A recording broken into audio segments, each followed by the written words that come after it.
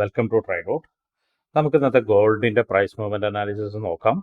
അതിനായിട്ട് ആദ്യമായി എടുത്തിരിക്കുന്നത് വീക്ക്ലി ചാർട്ടാണ്.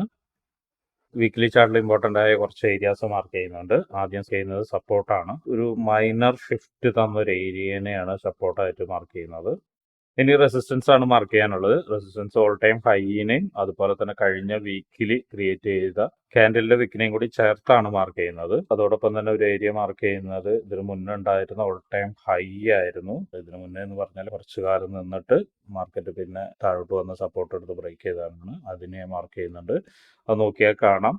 അതിന് മുകളിൽ ട്രേഡ് നടന്നിട്ടുണ്ടെങ്കിലും മിക്ക വീക്കിലി ക്യാൻഡിൽസും ക്ലോസ് ചെയ്യുന്നത് അതിന് താഴെയാണ്. അതായത് അവിടെ സ്ട്രോങ് ആയിട്ടുള്ള റെസിസ്റ്റൻസ് ഉണ്ട് എന്നാണ് കണക്കാക്കുന്നത്. അതുകൊണ്ട് അവിടെ റെസിസ്റ്റൻസ് ഏരിയ ആയിട്ട് മാർക്ക് ചെയ്യുന്നുണ്ട്. പലതവണ ബ്രേക്ക് ചെയ്തിട്ടും അതിന് താഴോട്ടേക്ക് തന്നെയാണ് വന്നിരിക്കുന്നത്. ഇത്രയാണ് പ്രധാനപ്പെട്ട ഏരിയാസ് വീക്കിലി ചാർട്ടിൽ മാർക്ക് ചെയ്യാനുള്ളത്. ഇനി നമുക്ക് വൺ ഡേ ചാർട്ടിൽ പോവാം. വൺ ഡേ ചാർട്ടിൽ പോകുന്ന സമയത്ത് നല്ലൊരു സ്ട്രക്ചറൽ ഷിഫ്റ്റ് തന്നിട്ടുണ്ട്. മുകളിൽ ഓൾ ടൈം ഹൈനെ ബ്രേക്ക് ചെയ്തൊരു സ്ട്രക്ചറൽ ഷിഫ്റ്റ് വന്നു. അതിനുശേഷം ഒരു ഡീപ്പ് പുൾ ബാക്ക് വന്നു. ഡീപ്പ് പുൾ ബാക്ക് വന്ന ഏരിയ ഇവിടെയായിരുന്നു. ആ ഏരിയനെ മാർക്ക് ചെയ്തിടുന്നുണ്ട്. റെസിസ്റ്റൻസ് ഓൾറെഡി വീക്കിലി മാർക്ക് ചെയ്ത ഏരിയ തന്നെയാണ്. അപ്പോൾ അതുകൊണ്ട് വീണ്ടും മാർക്ക് ചെയ്യുന്നില്ല. ഇനി മാർക്ക് ചെയ്യാനുള്ള ഒരു ഏരിയ എന്ന് പറയുന്നത് ഈ ഒരു ക്യാൻഡിലിന്റെ ലോയാണ്. അവിടെ നിന്ന് സ്ട്രോങ് ആയിട്ട് സപ്പോർട്ട് എടുത്ത് മുകളിലോട്ട് പോയിട്ടുണ്ട്. അപ്പോൾ അതുകൊണ്ട് ഡെയിലി ഒരു സപ്പോർട്ട് എന്നുള്ള രീതിയിലേക്ക് ഇത് മാർക്ക് ചെയ്യുന്നുണ്ട്. ഇനി മറ്റൊരു ഏരിയ എന്ന് പറയുന്നത് ഈ ഒരു ക്യാൻഡിലിന്റെ ഹൈ ആണ്. അതിനെ നമ്മൾ ഡെയിലി സപ്പോർട്ടായിട്ട് തന്നെ മാർക്ക് ചെയ്യുന്നുണ്ട്. മാർക്കറ്റ് ഇപ്പോൾ അതിന്റെ മുകളിൽ നിൽക്കുന്നത് കൊണ്ടാണ് ഡെയിലി സപ്പോർട്ടായിട്ട് മാർക്ക് ചെയ്യുന്നത്. ഇത്രയാണ് ഡെയിലി മാർക്ക് ചെയ്യാനുള്ള പ്രധാനപ്പെട്ട ഏരിയാസ്. ഇനി നമുക്ക് ചെറിയ ടൈം ഫ്രെയിമിലേക്ക് പോയിട്ട് കൂടുതൽ അനാലിസിസ് നടത്തേണ്ടതുണ്ട്. അതിനു മുന്നേ ഇന്നത്തെ പ്രധാനപ്പെട്ട ന്യൂസുകൾ എന്തൊക്കെയാണെന്നുള്ളത് നോക്കാം. ഇന്നത്തെ പ്രധാനപ്പെട്ട ന്യൂസുകൾ എന്ന് പറയുന്നത് ഓസ്ട്രേലിയയിൽ ബാങ്ക് ഹോളിഡേയാണ്. അതുപോലെ കാനഡയിൽ ബാങ്ക് ഹോളിഡേയാണ്. US അത്യാവശ്യം മോശമില്ലാത്തൊരു ന്യൂസ് വരുന്നുണ്ട്. 7:30 വരുന്നത്. ISM സർവീസ് PMA ആണ് വരുന്നത്. അതിന്റെ യൂഷ്വൽ എഫക്റ്റ് എന്ന് പറയുന്നത് actual greater than forecast is good for currency എന്നാണ്. ഇവിടെ നോക്കിയാൽ കാണാം. പ്രീവിയസ് 48.8 ആണ്. ഫോർകാസ്റ്റ് വന്നിരിക്കുന്നത് 41.4 ആണ്. ഫോർകാസ്റ്റിൽ കറൻസിക്ക് അനുകൂലമായിട്ടുള്ള റിപ്പോർട്ടാണ് വരുന്നത്. എന്തായാലും ന്യൂസ് വന്നതിന് ശേഷം മാത്രം നമുക്ക് കൃത്യമായിട്ട് പറയാൻ കഴിയുള്ളൂ. പ്രത്യേകിച്ചും അമേരിക്കൻ എക്കണോമിയിൽ വീക്ക്നെസ്സിന്റെ കാര്യം കഴിഞ്ഞ കുറച്ച് ദിവസങ്ങളായിട്ട് ആഗോളതലത്തിൽ ഡിസ്കഷൻ നടക്കുന്നുണ്ട്. അപ്പോൾ ഈ കാണുന്ന ഫോർകാസ്റ്റ് എത്രത്തോളം ഉണ്ടാവുമെന്ന് പറയാൻ പറ്റില്ല. വന്നാൽ തന്നെ USD വളരെ സ്ട്രോങ് ആയി അധികം നേരം നിൽക്കാനും സാധ്യതയില്ല. അപ്പോൾ അതുകൊണ്ട് തന്നെ എന്തായാലും ന്യൂസ് വന്നതിന് ശേഷം കൃത്യമായ ഒരു പ്രൈസ് ആക്ഷൻ തന്നതിന് ശേഷം മാത്രം എൻട്രി എടുക്കാൻ എല്ലാവരും ശ്രമിക്കുക. ഇനി നമുക്ക് ചാർട്ടിലോട്ട് പോവാം. ചാർട്ടിൽ ഇന്നത്തെ ദിവസം ക്യാൻഡിൽ ഓപ്പൺ ചെയ്ത് കഴിഞ്ഞ് താഴോട്ടേക്ക് നല്ല രീതിയിൽ താഴോട്ടേക്ക് വന്നിട്ട് ഡീപ്പ് പുൾ ബാക്ക് എടുത്തിട്ടാണ് മുകളിലോട്ട് പോകുന്നത്. ഇത് ഏകദേശം ഡീപ്പ് പുൾ ബാക്ക് ആയിട്ടുണ്ട്. ഇനി ചെറിയ ടൈം ഫ്രെയിമിലേക്ക് പോയിട്ട് എൻട്രി സാധ്യതകളെ കുറിച്ച് ഒന്നുകൂടി നോക്കാം. അതിനുവേണ്ടി ആദ്യമായിട്ട് പോകുന്നത് 4 ഹവറിലാണ്. 4 ഹവറിൽ പറഞ്ഞ പോലെ തന്നെ കൃത്യമായിട്ട് ഈ ഏരിയയിൽ നിന്ന് സപ്പോർട്ട് എടുത്ത് മുകളിലോട്ട് പോകുന്ന സമയത്ത് എൻഗൾഫിംഗ് ക്യാൻഡിലോട് കൂടിയാണ് മുകളിലോട്ട് പോകുന്നത്. പോകുന്ന ഏരിയയിൽ ഇവിടെ ഒരു ഇംബാലൻസ് ഉണ്ട്. ആ ഇംബാലൻസിനെ മാർക്ക് ചെയ്യുന്നുണ്ട്. ഒരുപക്ഷെ അവിടെ നിന്ന് ചെറിയ റിജക്ഷൻ കിട്ടാനുള്ള സാധ്യത കാണുന്നുണ്ട്.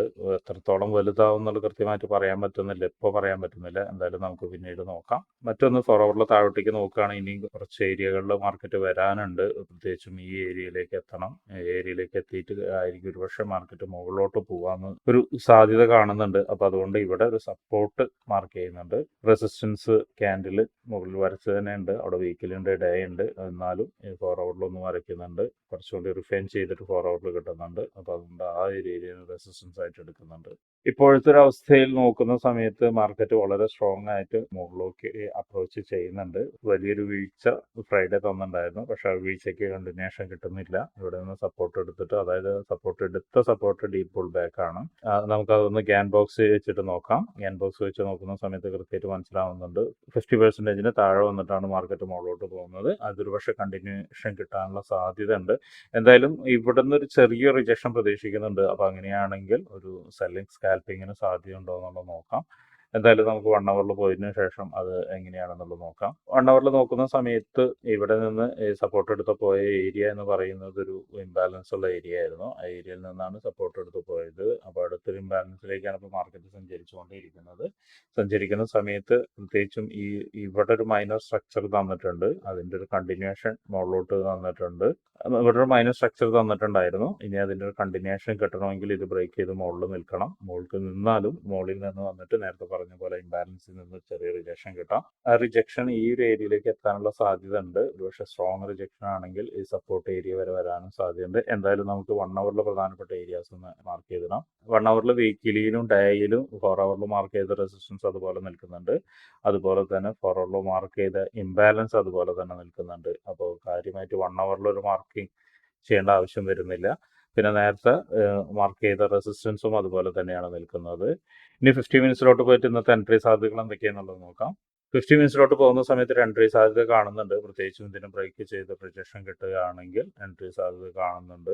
ഈ ഏരിയയിൽ നിന്നാണ് ഒരു എൻട്രി സാധ്യത കാണുന്നത്. ഒരുപക്ഷെ കുറച്ചും കൂടി മുകളിലോട്ട് പോവാം, ഇങ്ങോട്ട് പോവാം. അങ്ങനെയാണെങ്കിൽ ഈ ഏരിയനെ മാർക്ക് ചെയ്യാം. ഈ ഏരിയനെ മാർക്ക് ചെയ്ത് കഴിഞ്ഞ് ഇവിടെ നിന്നോ അല്ലെങ്കിൽ ഇവിടെ നിന്നോ ഒരു റിയാക്ഷൻ കിട്ടുകയാണെങ്കിൽ, റിയാക്ഷൻ വിത്ത് കൺഫർമേഷൻ കിട്ടുകയാണെങ്കിൽ നമുക്കൊരു സെൽ എൻട്രി എടുക്കാം. സെൽ എൻട്രി എടുക്കാന്ന് വെച്ചാൽ വലിയൊരു ടാർഗറ്റിലേക്ക് ആദ്യം വെക്കാതിരിക്കുക. പറയാൻ കാരണം എന്താണെന്ന് വെച്ചിട്ടുണ്ടെങ്കിൽ മാർക്കറ്റ് അതിൻ്റെ ബുള്ളിഷ് പ്രകടിപ്പിച്ച് തുടങ്ങിയിട്ടുണ്ട്. അപ്പോൾ ഇങ്ങനെ ഒരു ഏരിയയിൽ നിന്നാണെങ്കിൽ അവിടുന്ന് ഒരു കൺഫർമേഷൻ എടുത്തതിന് ശേഷം വെക്കാവുന്ന ആദ്യത്തെ ടാർഗറ്റ് ഇവിടെയാണ്.